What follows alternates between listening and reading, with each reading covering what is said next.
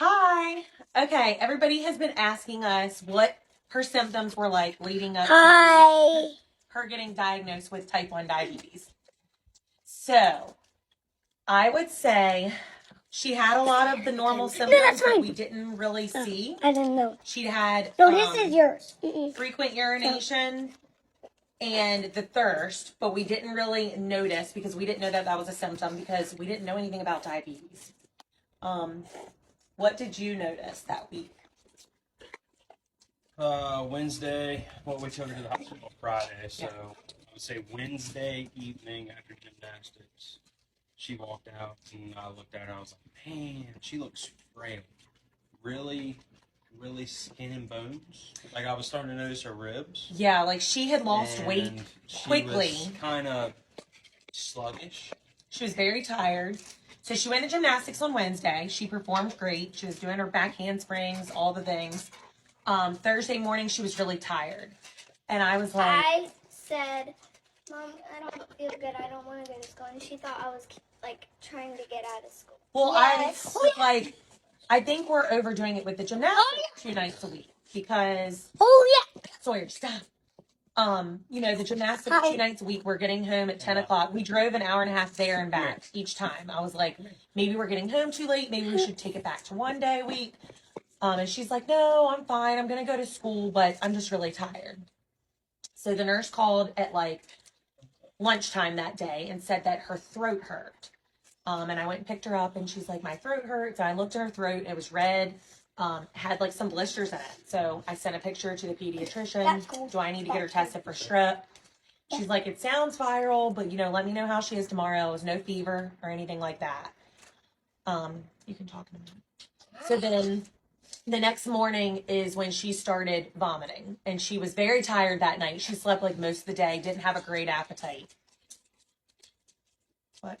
You can say it. Say it. I noticed something about Ray, that she was a little pale.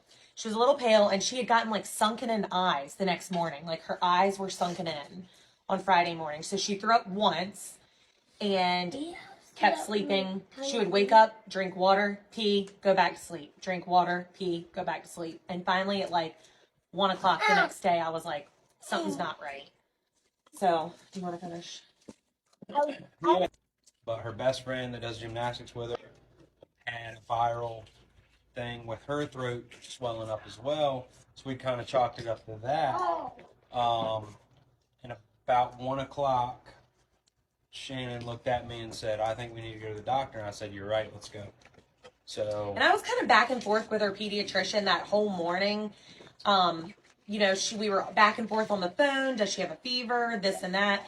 And all of a sudden, when I put her in the bath, that's when I really noticed. I could see her ribs and her spine. And I was like, Raelynn, get on the scale. And I noticed she had lost 8 pounds. So I texted the doctor. Her doctor and I are pretty... 3 or 4 days? Yeah, it was very quick. Her doctor and I are pretty close. And I was like, she's lost like 8 pounds. So when I told her I was going to take her to the children's hospital across the bay where we live, it's like an hour and a half away. She agreed. You need to go. To CHKD. We walked in. Talk about the weather that day. Oh gosh, it was nasty. So the bridge was about to close. We have to cross a bridge tunnel, and they get wind restrictions. It was like hurricane type weather, and they weren't going to let us cross. Luckily, I used to work there. Called the guys, and they're like, "You're good, just go." And as soon as we got across, it was about 15-20 minutes. They closed the bridge down. We were coming through Norfolk. Anybody knows Norfolk? It's just a bowl. It catches all the water in the roads everywhere. So we hit 2 or 3 different routes to get to CHKD, and we were watching cars. I mean, they were riding through the water, and it was breaking on their windshield. I looked at her. I said, "I've got one more route. Other than that, we're throwing it on my shoulders, and we're going." The last route we made it. It was down Brambleton, so we made it to CHKD. Probably 8 to 10 different nurses and doctors that piled in immediately. Like I still had her in my hands, and there was a man doctor, and he said, "I'm pretty sure she's DKA." We didn't know what that meant. Didn't know what it was, so I'm laying her down at this point, and I heard somebody say, "99% sure type 1 diabetic," and I was like, what? No way. So we laid her down, and the doctor was like, you know, we need to talk. This isn't uncommon. Asked what we had been seeing, and we told him. He said, I'm 99% sure she's in DKA, which is diabetic ketoacidosis, and she's a type 1 diabetic. And it just hit. It was like, oh my gosh. And they were like, you know, she's so dehydrated, we can't get an IV in her arm. And I'm over here like, what? Like, she's not dehydrated. She has been drinking a ton of water all day. And they were like, honey, that's what happens when they're diabetic. Yeah, and all they do is basically they're just drinking it and peeing it right out.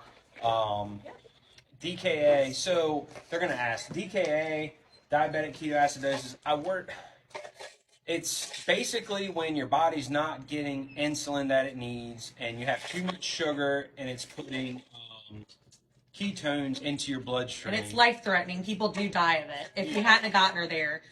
And when we had just were gotten lucky. off the bridge, we were she a was little over 600 on her blood sugar. Yeah. And they said, you know, that was good. A lot of times it's 900 or to 1,000 or when more. people are diagnosed. She had started with this really labored breathing. Like, when we were like 10 minutes away from the hospital, it was like she couldn't breathe. And I'm like, what is going on? I mean, it never once registered through our head what it could have been. We're not familiar with it. Yeah.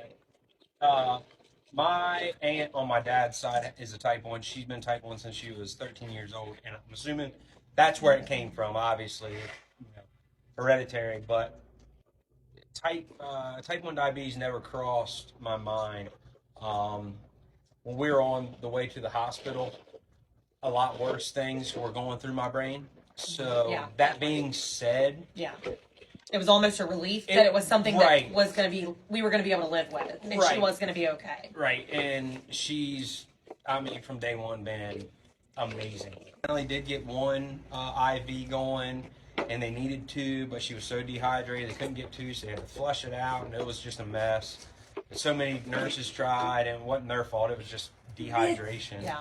I mean, can't say enough about the staff at CHKD. I mean, they were truly amazing with it. They came in, struggled, taught us everything that we needed to know. It was on a weekend. We had to take a class on different things. 3 nights. Yeah, we spent 3 nights, 4 days at CHKD. And by the end of it, well, shoot, halfway through it, she was checking her own sugar. Dexcom was more or less for, I would say, us and her, because we were waking up every 3 hours and checking her blood sugar in the middle of the night. So nobody was sleeping. We were afraid of her going low. And she shares a room with Raelynn. Raelynn was waking up, you know. So we decided, and we talked to her about it, and we were like, look, you know, instead of us waking you up in the middle of the night, instead of us checking your sugar, pricking your finger 400 times a day, not really 400 times, but a lot, we can do this one big prick once every 10 days, summer. And we still struggle with it a little bit. She only likes Daddy to do it, but she's done it on her own, and she likes to try to do it on her own every time. Good, we're killing it, right? Yeah. Crushing it. Yep. I'm proud of her. So we proud of brother and sister. It was a big lifestyle change for them as well. Everybody's been doing great. Yeah. What? Big Sissy's a huge help. Running and getting her all of her stuff that she needs. I'm Little Sissy, sorry. Little Sissy's a big help for Big Sissy. Running and getting her what she needs. And do you want to help us say bye? What? If you guys have any other questions, drop it below. Yeah, we're happy to help because everybody has helped us. The community has been amazing, just, you know, learning from other people. So we would be happy to help. Thank you guys, and have a good St. Patrick's Day. We love you. Yeah.